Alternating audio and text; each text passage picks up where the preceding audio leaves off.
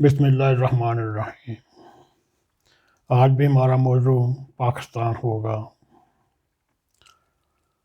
اس میں دیکھیں گے اس وقت تازہ صورتحال کیا ہے۔ پاکستان میں جو بھی وزیر اعظم آیا اس کو یکسوئی سے کام نہیں کرنے دیا۔ خلاف کے باوجود سول وزیر اعظم کچھ نہ کر سکے جس کا انہوں نے عوام سے وعدہ کیا۔ پھر ایسا وزیر اعظم اقتدار کی غلام گردشوں میں بری طرح الجھ جاتا اور اپنے محوری مسائل کے باوجود باقی مسائل کو سلجھانے میں ناکام رہتا ہے، جس کا اظہار وہ قبل ازیں پورے جوش و خروش کے ساتھ کرتا ہے۔ تاہم یہ بھی ایک عجیب عالم ہے کہ خودی ہے کہ اقتدار میں ایک سے زائد بار آنے والوں پر بھی یہ راز نہ کھل سکا۔ اس کی وجہ کڑوا سچ ہے، مگر یہ ہے آزادی کے بعد کسی حکمران نے حقیقی جمہوریت کی طرف کوئی قدم نہیں اٹھایا جو جمہوری نظام کی ضرورت ہوتی ہے۔ مثلاً موجودہ حکومت کے سربراہ عمران خان کی نیت میں ہمیں دیگر کی طرح فطور نظر نہیں آتا، لیکن ان کے آئے روز بدلتے موقف ان کے ویژن کو بلکہ ان کے ذہن کو بے چین ظاہر کرتا ہے، جو جمہوری نظام کے آلودہ ہونے کی وجہ سے انہیں لاحق ہے۔ وہ اس وقت مدینہ کی ریاست سے لے کر چین جیسے نظام کی باتیں سنگھاسن کے اوپر بیٹھ کر کرتے ہیں۔ کبھی وہ کہتے ہیں جناب انگلینڈ، ہالینڈ، ایران کے نظام کو روبائے عمل میں لایا جائے گا، اور کئی بار خواہش بھی کر چکے ہیں۔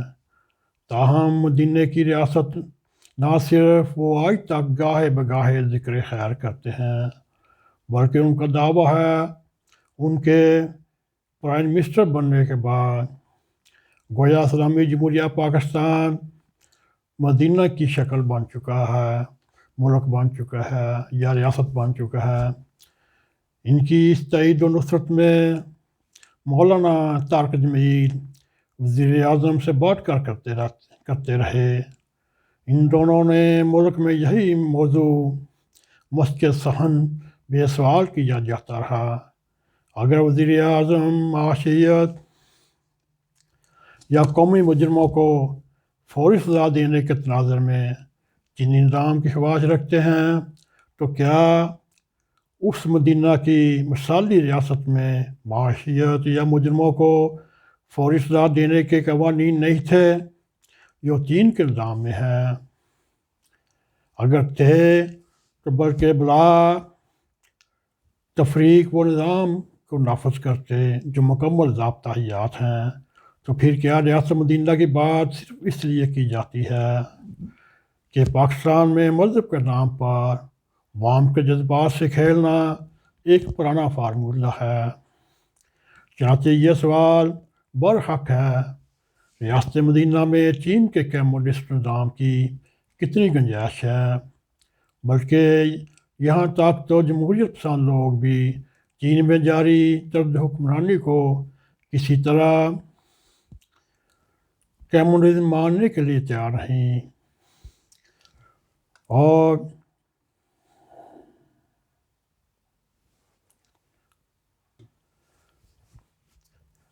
اس لیے اب وزیر اعظم اس نتیجے پر پہنچے ہوں گے کہ جب تک چین کی طرح پاکستانی خائنوں، منی لانڈروں، نواز شریف، زرداری، ان سب خائنوں کو سزائے موت نہیں دی جاتی، اس وقت تک نظام چین نہیں نافذ ہو سکتا۔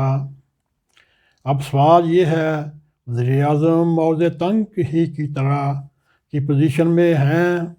دوم تاریخی قتل و غارت کے باوجود مغرب کی نوآبادی رہنے والے چین نے جس طرح دنیا میں اپنے آپ کو منوایا، کیا موجودہ حکومت ایسے جوہر رکھتی ہے؟ ہماری نفسیات یہ ہے، ہم داموں سے کائنات تصویر کرنے کے عادی بن چکے ہیں۔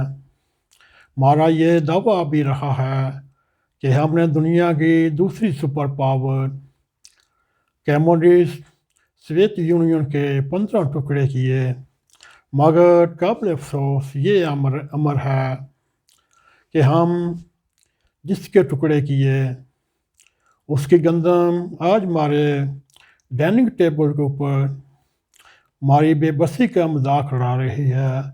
جس نے ہمارے 2 ٹکڑے کیے اس کو گویا ہم کشمیر تشتری میں رکھ کر پیش کر چکے ہیں۔ یہ موجودہ وزیر اعظم کا نام قلم کی طرح چمٹا رہے گا، جس طرح میر عبداللہ نیازی سقوط ڈھاکہ کے ذمہ دار ہیں، جو ایک دن پہلے ان کا بیان تھا ہم آخری گولی تک لڑیں گے۔ اسی طرح موجودہ عمران خان نیازی کے نام پہ سقوط کشمیر ہمیشہ کالے لفظوں سے یاد کیا جائے گا۔ خان صاحب فرماتے تھے ہم آخری آدمی تک لڑیں گے، پتہ اس وقت چلا جب کشمیر تشتری میں رکھ کر پیش کر دیا گیا۔ اور ستم ظرفی یہ دیکھیے، ہم سے جدا ہونے والا بنگلہ دیش آج ترقی کی منزل پہ منزل طے کرتا جا رہا ہے۔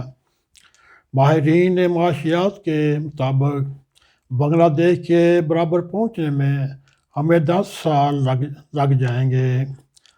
ہم سوچنے کی بات ہے، ہم 10 سال بعد بنگلہ دیش کے برابر پہنچیں گے۔ آپ یہ سوچئے 10 سال میں ہم ان کے برابر پہنچیں گے، اس وقت بنگلہ دیش کہاں تک پہنچ چکا ہوگا۔ اور ہمیں یہ سوچنا ہوگا، ہمیں زمینی حقائق کے مطابق سوچنا چاہیے، کیا ہم یہ پورا کر سکیں گے بھی کہ نہ کر سکیں گے۔ اللہ جانے ہم کب بالغ ہوں گے اور اپنی سوچ کو، ذہن کو پورا سدیدہ کے مطابق رکھیں گے۔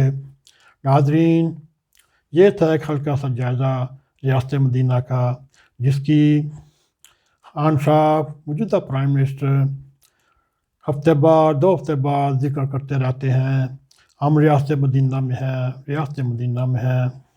ناظرین، اب فیصلہ آپ نے کرنا ہے۔